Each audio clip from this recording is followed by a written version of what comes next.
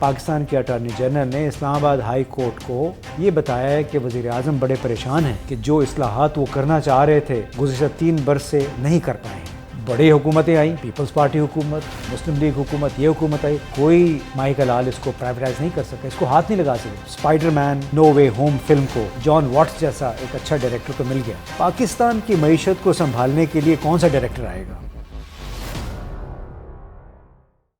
السلام علیکم دوستو، آپ دیکھ رہے ہیں امتیاز گل یوٹیوب، اور قبل اس کے کہ ہم اپنے آج کے موضوع کا ذکر کریں، اسپائڈر مین نو وے ہوم اور پاکستان کا، آپ اس چینل کو ویو کرنا، سبسکرائب کرنا اور دوسرے دوستوں کے ساتھ شیئر کرنا نہ بھولیں۔ تو جناب، آج کل آپ بہت سن رہے ہوں کہ ایک نئی نیشنل سیکیورٹی پالیسی آئی ہے، اسی کے ساتھ ساتھ ایک نئی فلم بھی آئی ہے، اسپائڈر مین نو وے ہوم، اور ہم نے سوچا کہ کیوں نہ ایک موازنہ پیش کریں کہ کیا یہ فلم بنانے والی کمپنی اور پاکستان کی معیشت کوئی مماثلت رکھتی ہے۔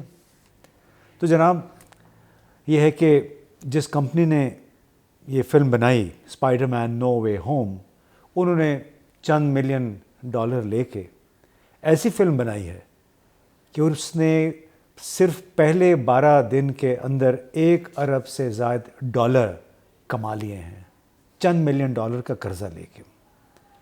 دوسری طرف پاکستان کو دیکھیں، IMF یعنی انٹرنیشنل مانیٹری فنڈ سے ہمیں 1 ارب ڈالر کی قسط ملنی ہے ایک قرضے کے پیکج کے طور پہ۔ اس 1 ارب ڈالر کی خاطر ہمارے ملک کے معیشت دانوں اور وزارت خزانہ نے معیشت کی ایسی تیسی کر دی ہے۔ وہ کیسے؟ آپ دیکھ رہے ہوں گے کہ ڈالر پاکستانی روپوں میں تقریباً 180 پہ پہنچ چکا ہے۔ بہت سارے نئے ٹیکس ابھی حکومت لگانے جا رہی ہے۔ اس وقت اپوزیشن اور حکومت کے درمیان یہی رسک چل رہی ہے کہ جس کو منی بجٹ کہا جاتا ہے، کہ اس کے نتیجے میں منی بجٹ آئے گا کہ نہیں، قبل اس کے کہ ہمیں وہ 1 ڈالر کی قسط یعنی قرضہ ملے۔ اسی طرح ایک اور بڑی شرط ہے اس قسط کی 1 ارب ڈالر کی، وہ ہے اسٹیٹ بینک آف پاکستان کو مکمل طور پہ خود مختار بنانا۔ اس کا کیا مطلب ہے؟ کہ یہ بینک جہاں پہ زیادہ تر IMF اور واشنگٹن سے محبت کرنے والے لوگ ہیں، ان سربراہی کر رہے ہیں، وہ مکمل طور پہ آزاد ہو جائیں تمام پاکستانی ریاستی اداروں کی نظر سے۔ یعنی ہوگا کیا؟ اسٹیٹ بینک آف پاکستان مکمل طور پہ جب آزاد ہو جائے گا، پاکستانی روپے کی قدر کا تعین اسٹیٹ بینک کرے گا۔ شرح سود یعنی قرضوں کے لیے جو شرح سود ہوتی ہے، اس کا تعین بھی اسٹیٹ بینک کرے گا۔ اب تصور کریں کہ جب شرح سود بڑھتی ہے اسٹیٹ بینک کی طرف سے، تو لوگ قرضے لینا کم کر دیتے ہیں، جس سے براہ راست اثر معیشت پہ پڑتا ہے۔ یعنی اگر کسی کو پاکستان کی معیشت کی ترقی نہیں پسند یا نہیں چاہتے ہیں، تو وہ کرنسی کے ساتھ کھیلیں گے، شرح سود میں رد و بدل کریں گے، روپے کی قدر میں کمی بیشی، بلکہ بیشی تو نہیں، کمی کریں گے، اس لیے کہ اسی میں پاکستان کی جو کرنسی کی قدر ہے وہ کم ہوتی چلی جائے گی، یعنی پاکستان مزید ذلیل ہوگا۔ تو اب سوال یہ ہے کہ اسپائڈر مین نو وے ہوم فلم کو جان واٹس جیسا ایک اچھا ڈائریکٹر تو مل گیا، اچھا مصنف بھی مل گیا، پاکستان کی معیشت کو سنبھالنے کے لیے کون سا ڈائریکٹر آئے گا؟ وہ ڈائریکٹر جن کے تانے بانے واشنگٹن سے، IMF سے جڑتے ہیں، جو وہاں سے ہو کے آتے ہیں، یعنی ان کا قبلہ اور کعبہ واشنگٹن ہے۔ تو کیا یہ لوگ اس جہاز کو، اس کشتی کو طوفان میں سے نکالیں گے؟ کیا صرف قرضے پہ قرضہ لے کے، پرانے قرضے اتارنے کے لیے یہی ایک طریقہ رہ گیا ہے؟ اور وہ بھی صرف 1 ارب ڈالر۔ بار بار خون کھولتا ہے جب ہم یہ بات سنتے ہیں کہ کیا واقعتاً پاکستان کی معیشت کو مکمل طور پہ رہن رکھنے کا اور پاکستان کو خراب کرنے کا، سیاسی طور پہ، اقتصادی طور پہ بٹھانے کا کوئی ارادہ ہو چکا ہے کہیں پہ؟ یعنی معاشی طور پہ، اقتصادی طور پہ معیشت کو اگر آپ جکڑ لیں، اس کے بعد کیا رہ جاتا ہے؟ کیا آپ کی خود مختاری کہاں چلی جائے گی؟ وہ نیشنل سیکیورٹی پالیسی کہاں کام کر سکے گی جس کا ابھی آج کل ہم ذکر سن رہے ہیں، خاص طور پہ ان حالات میں جب کہ اٹارنی جنرل نے، پاکستان کے اٹارنی جنرل نے اسلام آباد ہائی کورٹ کو 30 دسمبر کو یعنی جمعرات کے روز یہ بتایا ہے کہ وزیر اعظم بڑے پریشان ہیں کہ جو اصلاحات وہ کرنا چاہ رہے تھے گزشتہ 3 برس سے نہیں کر پائے ہیں، بڑے فرسٹریٹڈ ہیں۔ اس سے بڑا اعتراف ناکامی کا کسی حکومت کی طرف سے نہیں ہو سکتا تھا، بلکہ جو اٹارنی جنرل صاحب نے کہا ہے پتہ نہیں اس کی وجہ سے ان کی نوکری نہ چلی جائے۔ یعنی عدالت کو بے شمار لوگوں کے سامنے ایسی بات انہوں نے کی کہ جس پہ ریفارم کی بات کرنے والے ہمارے پیارے وزیر اعظم کہیں ناراض ہو کے انہیں کی چھٹی نہ کر دیں۔ ایک حقیقت تو ہے جس کا اعتراف وزیر اعظم کو کرنا پڑے گا، اور ایک اور خوفناک حقیقت جو پاکستان میں بن رہی ہے اس وقت، وہ اگر آپ موازنہ ہی کرنا ہے چلے بھارت سے کر لیتے ہیں۔ بھارت میں بھی I M F, world bank, Asian development bank کا کچھ نہ کچھ عمل دخل ہوتا ہے، وہ ان کو مدد فراہم کرتے ہیں، لیکن بھارت کے تمام لوگ، تمام بیوروکریسی صرف ان اداروں کی ٹیکنیکل ایڈوائس لیتے ہیں۔ ہمارے ہاں کے بابو اور سیاستدان جو انچارج ہوتے ہیں معیشت کے، وزارت خزانہ کے، وہ قرضے پہ قرضے لیے چلے جاتے ہیں پرانے قرضے اتارنے کے لیے، بغیر اس کی سوچ کیے کہ یہ قرضہ واپس کیسے ہوگا، اس کے ذریعے کیا ہمارے ہاں پیداواریت بڑھ رہی ہے یا نہیں بڑھ رہی ہے۔ یعنی سوال یہ پیدا ہوتا ہے کہ 127 ارب ڈالر اس وقت پاکستان کا قرضہ ہو چکا ہے، اس میں 34 ارب ڈالر صرف موجودہ حکومت نے لیے ہیں بیرونی ذرائع سے، 34 ارب ڈالر 2018 کے بعد سے۔ بھلے کہتے رہیں کہ ہم تو چونکہ پرانے قرضے چکا رہے ہیں، لیکن ایک حقیقت تو ہے کہ جہاں پہ آئی ایم ایف سے 1 ارب ڈالر کی قسط لینے کے لیے معیشت کے ساتھ اور پاکستان کی ساورنٹی یعنی خود مختاری کے ساتھ ایک کھلواڑ ہو رہا ہے۔ اس کے ساتھ ایک اور تشویشناک بات، انتہائی تشویشناک بات یہ ہے کہ پنجاب میں، وفاقی حکومت میں اور بلکہ تمام صوبوں میں اس وقت تنخواہوں اور پینشن فنڈ وہ ایک ہوشربا انداز میں، اس کو کہتے ہیں جیومیٹریکل انکریز، جیومیٹریکل انداز میں وہ اخراجات بڑھ رہے ہیں۔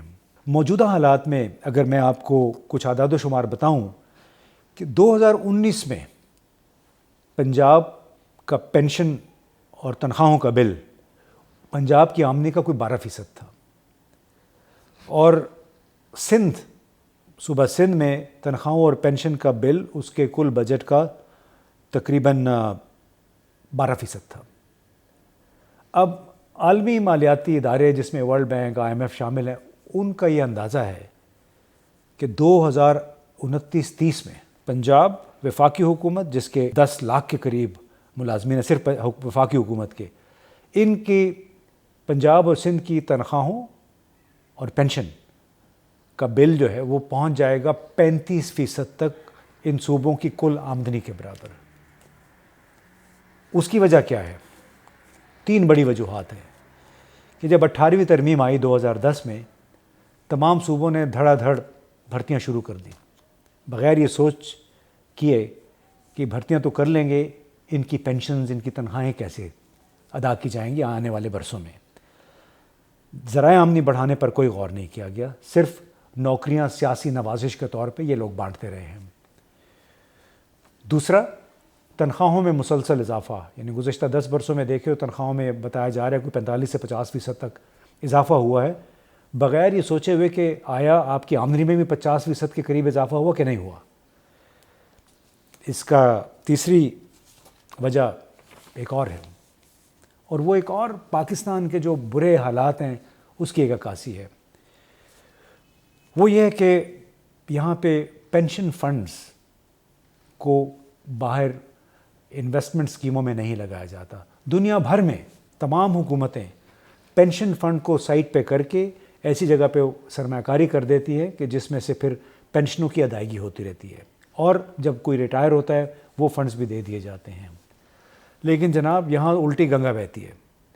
یہاں پہ جو شخص ریٹائر ہو رہا ہے اور جتنی پینشن ہے وہ ساری جاریہ اخراجات میں سے، یعنی کرنٹ اکاؤنٹ میں سے جا رہے ہیں، چاہے وہ وفاقی حکومت ہے، پنجاب، سندھ حکومت، کوئی بھی حکومت. تو تمام ہر سال ہزاروں لوگ ریٹائر ہوتے ہیں، تو ان کے جو واجبات ہوتے ہیں وہ بھی کرنٹ اکاؤنٹ میں سے جاتے ہیں. ان کی جو پھر بعد میں مراعات ہوتی ہیں میڈیکل کی صورت میں، وہ بھی کرنٹ اکاؤنٹ میں سے جا رہے ہیں. تو یہ ایک ٹائم بم ہے، عالمی اداروں کے اندازے کے مطابق ایک ٹائم بم ہے جس کی طرف کسی حکومت نے توجہ نہیں دی ہے، اور 2029-30 میں یہ ایک انتہائی خوفناک شکل اختیار کر جائے گا اگر پاکستان کی حکومتوں نے پینشن اسکیموں پر، پینشن فنڈز پر کام نہ کیا. ہم نے سنا ہے کہ پنجاب اور خیبر پختونخوا کی حکومتیں اس وقت کم از کم پینشن فنڈز کی ری اسٹرکچرنگ پہ کام کر رہی ہیں کہ تاکہ کرنٹ اکاؤنٹ پہ جو ان کا بوجھ پڑ رہا ہے وہ کم کیا جائے. لیکن اس حکومت یا اس ریاست کو سمجھائے گا کون؟ یہاں پہ کون وہ شخص ہے، بلی کے گلے میں گھنٹی کون باندھے گا؟ مثال کے طور پہ پاکستان اسٹیل مل 2015 سے مکمل طور پہ بند ہے. اس کا گیس کا بل جو ہے نا وہ کوئی 40 کروڑ روپے ہو چکا ہے اب تک، وہ واجب الادا ہے. اسی طرح 12 ارب ڈالر سے زیادہ اس کے نقصانات، اس کے واجبات، قرضے ہیں، وہ اس وقت کھڑے ہیں. 12 ارب ڈالر سے زیادہ، کوئی 650 ارب روپے کم از کم بنتے ہیں وہ. اور ہر مہینے ابھی بھی ایک بریگیڈیئر صاحب کو وہاں لگایا گیا اور چند ارب روپے ہیں جو کہ تنخواہوں کی مد میں جائے جا رہے ہیں، اور 2015 سے یہاں پہ کچھ بھی نہیں ہو رہا ہے. بڑی حکومتیں آئیں، پیپلز پارٹی حکومت، مسلم لیگ حکومت، یہ حکومت آئی، کوئی مائی کا لال اس کو پرائیویٹائز نہیں کر سکا، اس کو ہاتھ نہیں لگا سکے. یہ ہے اصل مسئلہ پاکستان کا. اب پھر آتے ہیں اسپائڈر مین نو وے ہوم، کہ ان کو تو اچھی کمپنی مل گئی، اچھے فائنانس مینیجر مل گئے، پلانرز مل گئے. ہمارے ہاں کون ہے؟ شوکت ترین صاحب ہیں، رضا باقر صاحب ہیں، جن کے ڈانڈے شاید واشنگٹن سے ملتے ہیں. اور اگر یوں ہی ہم منتیں کرتے رہے IMF کی صرف 1 ارب ڈالر کی خاطر، اس کا مطلب ہے کہ ہماری معیشت IMF کی یرغمال بن کر رہ جائے گی. کیا ہم یہ 1 ارب ڈالر کسی اور سے نہیں لے سکتے؟ مجبوری کیا ہے؟ آخر ہم نے 1 ارب ڈالر نہیں ہے، اس کی عدم موجودگی میں روپے کی قدر چلی گئی، ٹیکسوں میں اضافہ ہو گیا ہے. روپیہ تو 1 ارب ڈالر تو ابھی تک نہیں ملے.